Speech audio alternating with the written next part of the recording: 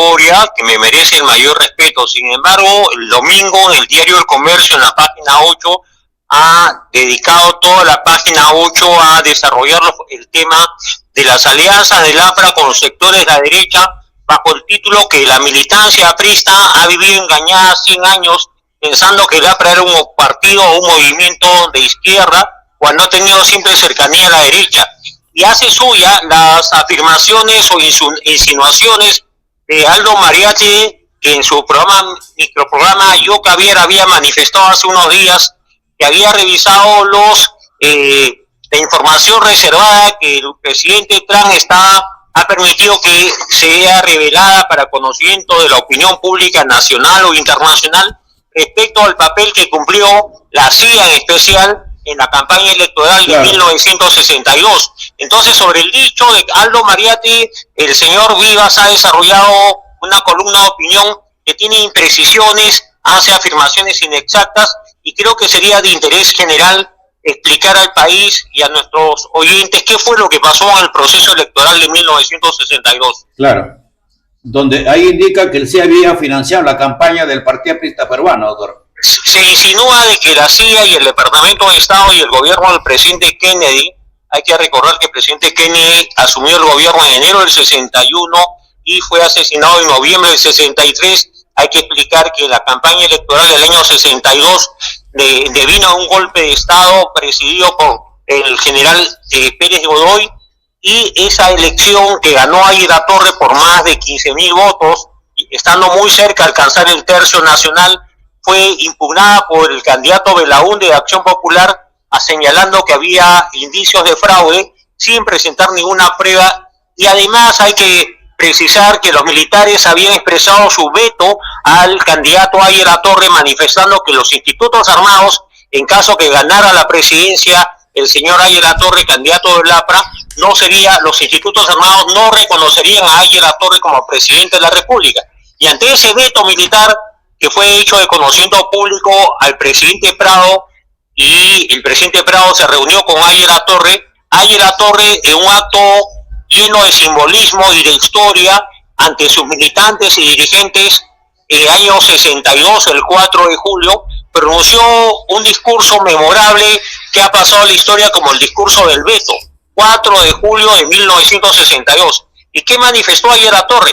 Que él había tomado conocimiento que las Fuerzas Armadas no reconocerían su victoria, y ante el veto militar, y para salvar las libertades, para salvar la democracia, para impedir que el APRA nuevamente sea un partido proscrito, ilegal y perseguido como había ocurrido durante largas décadas, él deponía cualquier pretensión de candidatura presidencial, dejando a salvo la elección de los señores diputados y senadores electos en ese proceso electoral. Este acto de desprendimiento no lo menciona Fernando Vivas, este acto de desprendimiento lo ignora Aldo Mariatti, y al ignorar un acto de esta naturaleza, el veto militar y la renuncia explícita de Aguirre Torre como candidato del APRA, se desnaturalizan los hechos y se da a entender que Aguirre Torre ganó con fraude, y que además de eso no quiso ceder su postulación a favor del candidato vicepresidencial Manuel el Cachorro Seoane. Entonces hay varias imprecisiones,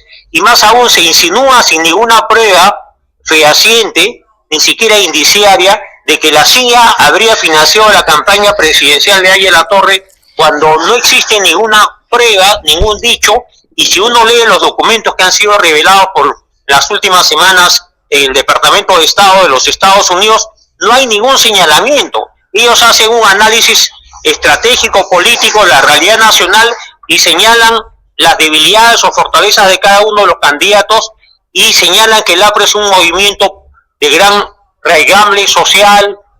en el campesinado, entre los trabajadores y los estudiantes. Y ante el avance del comunismo en América Latina, ya hacía poco tiempo se había consumado la revolución cubana liderada por Fidel Castro, Estados Unidos evaluaba que el APRA sería un partido que en el poder defendería las libertades en contra del avance del comunismo internacional. Sí, sin embargo, doctor, también se habla las nuevas caras, ¿no? Como que ahora el APRA quiere, luego de estar pues dentro de esa tendencia política de hacer pues trabajo compartido con el fujimorismo, ahora quiere limpiarse, eso es lo que da a entender, limpiarse la cara con nuevos rostros y hacerse pues que el APRA vuelva a ser un partido de izquierda democrática, ¿no? Bueno, la alianza de la que habla el señor Vivas, el acercamiento entre los cuatro congresistas electos por el APRA en el periodo 2016-2019 no tuvo mayor importancia porque el APRA tenía una bancada solo de 4 miembros, el fujimorismo representaba 73 congresistas y fue una alianza para compartir la mesa directiva que no significaba un pacto político, un acuerdo político, una alianza o una coalición parlamentaria. Fue solamente compartir la mesa directiva del mismo modo como ahora comparte la mesa directiva en el actual Congreso miembros del fujimorismo,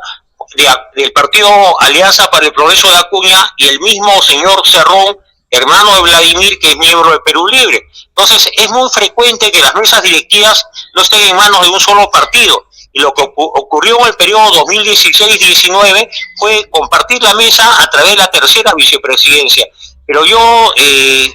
dejo de lado cualquier acuerdo político que se haya suscrito entre la bancada prista y la bancada fujimorista. Ahora, el APRA, Wilson, es un partido continental, es un gran movimiento continental fundado por Aya La Torre hace más de 100 años en México, que siempre habló del Frente Único de Trabajadores Manuales e Intelectuales, pregonó la integración de América Latina, la unidad continental y la lucha antiimperialista. Entonces, una de las cosas que se insinúa es de que el APRA dejó de lado su antiimperialismo para acercarse al gobierno de los Estados Unidos y recibir apoyo político y financiero, y eso históricamente está descartado de plano, porque la campaña del año 62 que presidió Aya La Torre, con Manuel Sebane como candidato vicepresidencial, los historiadores recogen que fue una campaña austera, llena de dificultades y adversidades, donde los institutos armados no veían con simpatía la candidatura de Aya La Torre, y donde más bien el fraude no lo montó el APRA, sino fue el APRA el partido más afectado, porque da la casualidad, Wilson, de que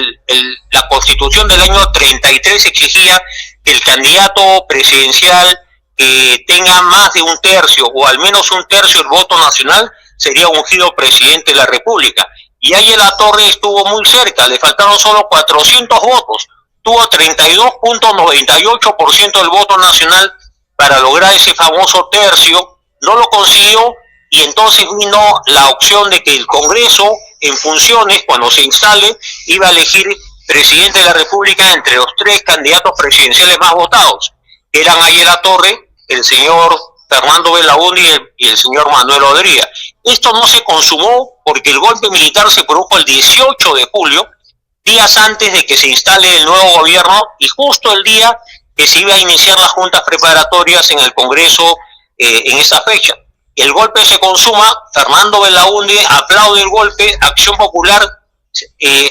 señala que su partido está de acuerdo con el golpe de Estado y más aún acude a Palacio de Gobierno a saludar al golpista Pérez Godoy y a los militares que habían tomado el poder deponiendo al gobierno constitucional de Manuel Prado, ¿no? Ahora, doctor, el periodista Fernando Vivas, ¿qué es lo que insinúa que este titular APRA, 100 años creyendo que son de izquierda? ¿Qué es lo que insinúa? ¿Y qué le respondiera para aclarar este tema y llegar a la final de esta entrevista? Bueno, yo creo que Fernando Vivas, a través del titular, ha tratado de llamar la atención hablando de una claudicación, de un entreguismo, de un doble discurso, de que el APRA nunca ha sido de izquierda, que el APRA más bien habló de antiimperialismo y habló de lucha por la unidad de América Latina y a favor de los trabajadores manuales e intelectuales, y que en la práctica hizo todo lo contrario. Y prueba de ello es lo que ocurrió en el año 62. Pero yo he revisado los documentos, que son 3, que han sido revelados, traducidos al castellano fidedignamente. Ninguno de ellos habla de monto alguno, entrega de dinero o pago de campaña por concepto alguno. Más bien hablan de un análisis político, un análisis estratégico, como se hace en todos los servicios de inteligencia del mundo, para evaluar qué podría pasar en el Perú si ganara un candidato u otro. Y bajo esa premisa se hablaba de que Aya La Torre representaba una corriente de opinión, que había sido un partido proscrito, que los militares eran antiapristas, pero que a pesar de eso tenía un amplio apoyo popular y que posiblemente tenía la primera opción de ganar la presidencia. En el caso del señor Belaúnde, esos análisis de inteligencia hablan de que era un hombre de 50 años con una vocación oportunista, porque no tenía claro sus conceptos políticos e ideológicos, y creo que a eso apunta Fernando Vivas, que es un hombre con una formación y una trayectoria en los medios periodísticos, ¿no? Hacer ver a las nuevas generaciones que el APRA es un partido que ha vivido engañando a su militancia, que ha vivido teniendo un doble discurso diciendo somos de izquierda y practicando políticas a favor de la derecha y los grupos de interés. Ahora, Aya Latorre Wilson es un gran ideólogo, un gran pensador, publicó más de 20 obras que están en sus obras completas, que son 7 tomos, mientras que Fernando Belaúnde era un político pragmático, ¿no? Un político que llegó 2 veces a la presidencia de la República, sin embargo nunca sembró ideas, propuestas ideológicas, filosóficas, y el país no conoce hasta la fecha ninguna obra de contenido político que haya brindado al país Fernando Belaúnde. Por el contrario, Aya Latorre publicó, siendo muy joven, El antiimperialismo del APRA, luego Espacio Tiempo Histórico por la emancipación de América Latina, Defensa Continental, 30 años de aprismo, y más de una veintena de libros que son estudiados y analizados por los politólogos y en las mejores universidades del mundo como parte del pensamiento latinoamericano del siglo XX. También se podría tomar esto como ya la efervescencia política está latente y en la cual el APRA también está vigente y podría participar en las próximas contiendas electorales como un golpe político. Sí, yo no quiero pensar que hay de parte del periodista Vivos una intencionalidad electoral, pero sí el antiaprismo lo practica tanto Vivas como Aldo Mariatti, que sí es, digamos, siempre ha sido antiaprista y que incluso tiene diferencias de opinión con su abuelo, José Carlos Mariatti, ¿no? Tiene críticas al presidente García, al presidente Belaúnde, pero yo creo que el señor Aldo Mariatti, que ha traído a colación este asunto del Departamento de Estado, de la CIA de los Estados Unidos, de los servicios de inteligencia norteamericanos, lo ha hecho con muy mala intención y con una clara vocación antiaprista, demostrando que no prima la razón, sino la pasión, y sobre todo la mala disposición de no reconocer en Aya Latorre un luchador. El país y los más jóvenes deben saber que Aya Latorre estuvo en el exilio 8 años durante el gobierno de Leguía, luego estuvo preso en el Panóptico, estuvo en la clandestinidad más de 11 años, estuvo asilado en la Embajada de Colombia más de 5 años durante el gobierno de Odría, otra vez exiliado 3 años, y cuando regresa en el año 62 para ser candidato, era un hombre que había pasado más de 30 años en situaciones de persecución, carcelería o clandestinidad, mientras que Fernando Belaúnde era un político como arquitecto, había ejercido su carrera, había sido diputado muy joven y había ejercido la docencia en la Universidad de Ingeniería y no había pasado las vicisitudes políticas y adversidades de la lucha que enfrentó al APRA con sectores de la oligarquía y el sector militarista del país, ¿no? Doctor, muchas gracias por haber compartido esta entrevista y aclarar, ¿no?, esta situación que pone en evidencia, y creo que ya las cosas claras. Gracias, doctor, y buenas tardes. Sí, le agradezco mucho la oportunidad. Yo estoy siempre a disposición de hacer cualquier tipo de aclaración de naturaleza histórica, política o ideológica, pero creo que el país no debe olvidar la figura egregia de Aya Latorre y el aporte del APRA y de Aya Latorre al pensamiento político latinoamericano. Muchas gracias. Gracias, doctor. Vamos rápidamente a una breve pausa comercial y retornamos.